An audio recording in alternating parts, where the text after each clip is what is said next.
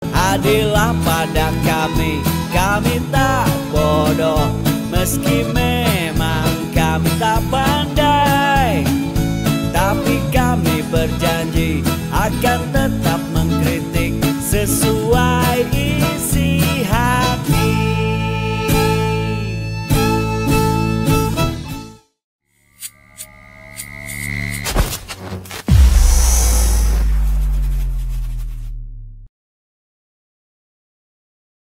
Bismillahirrahmanirrahim. Assalamualaikum warahmatullahi wabarakatuh. Semangat perubahan, salam kedaulatan rakyat.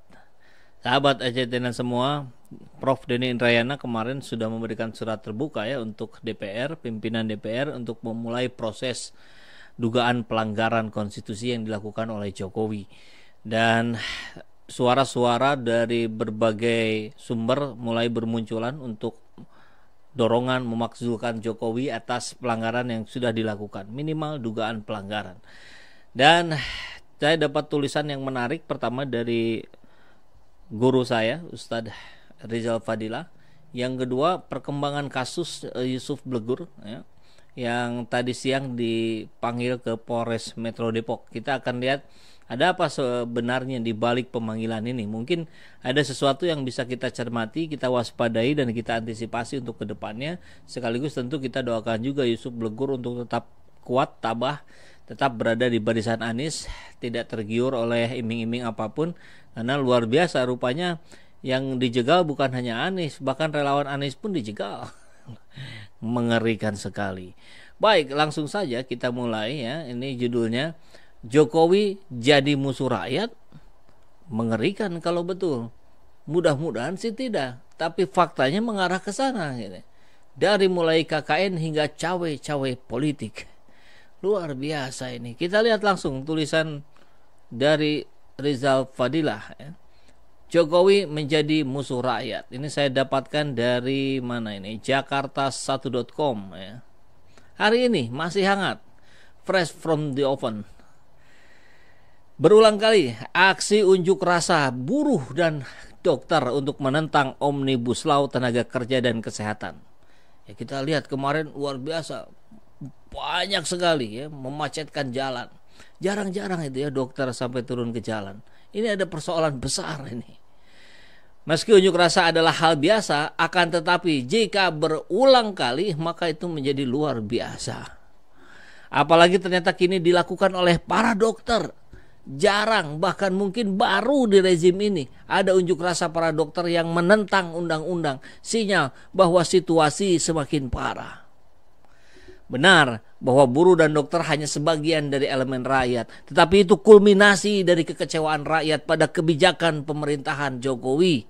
Sebelumnya sudah sering aksi unjuk rasa dilakukan oleh para mahasiswa, aktivis keagamaan, bahkan emak-emak.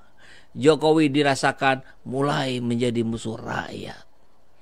Di samping gaya politik banyak janji atau kata yang tidak terbukti sejak mobil SMK, tidak impor pangan, daftar ribuan triliun di kantong, puluhan ribu puskesmas, revisi undang-undang ITE, penguatan KPK, hingga kereta cepat tanpa dana APBN, maka faktor yang membuat rentannya Jokowi untuk menjadi musuh rakyat antara lain. Pertama, memaksakan undang-undang yang berbasis Omnibus Law, baik tenaga kerja maupun RUU Kesehatan yang tidak berpihak pada profesi dan kepentingan rakyat. Lebih memperkuat posisi pemilik modal dan asing, perlindungan hukum yang lemah bagi pekerja, dan nakes. Kedua, KKN yang dahsyat di tengah kehidupan rakyat yang semakin terjepit dan harga kebutuhan pokok yang melambung. Penuntasan kasus korupsi tidak konsisten, pilah-pilih, dan tidak berefek jera. KPK yang terkendali dan terkendala, pemborosan uang negara dan gaya hidup mewah. Ketiga, pejabat publik hilang rasa malu.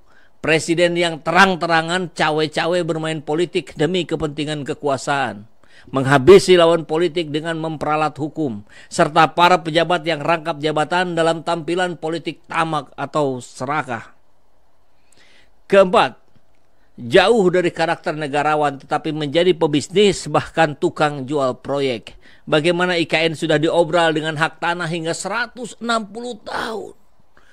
Buka pintu warga Singapura lompat kapal untuk membeli ruang permukiman dan bisnis, serta aset negara baik bandara maupun tol yang dijual-jual. Kelima, mengubah demokrasi menjadi oligarki. Kedaulatan rakyat digerus dan dihabisi. Oligarki bisnis yang menguasai negeri berkolaborasi dengan oligarki politik, termasuk peran berlebihan partai politik.